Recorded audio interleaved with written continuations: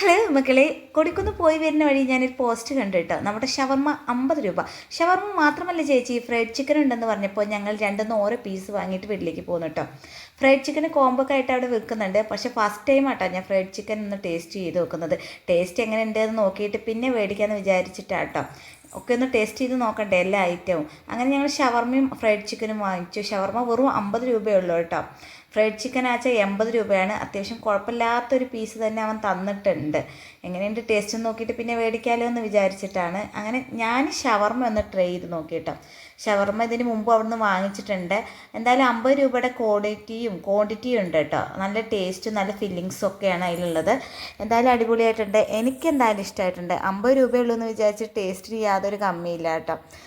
എന്തായാലും അടിപൊളിയാണ്. അങ്ങനെ ഫ്രൈഡ് ചിക്കൻ ഒന്ന് ടേസ്റ്റ് ചെയ്താൽ നോക്കാമെന്ന് വിചാരിച്ച് മോളാട്ടോ ഫ്രൈഡ് ചിക്കൻ ടേസ്റ്റ് ചെയ്ത് നോക്കി. എന്തായാലും അവൾക്കും ഇഷ്ടമായിട്ടുണ്ട്. അപ്പോൾ കഴിക്കാത്തവർ ഓരോ പീസ് വാങ്ങി ഒന്ന് കഴിച്ച് നോക്കൂ.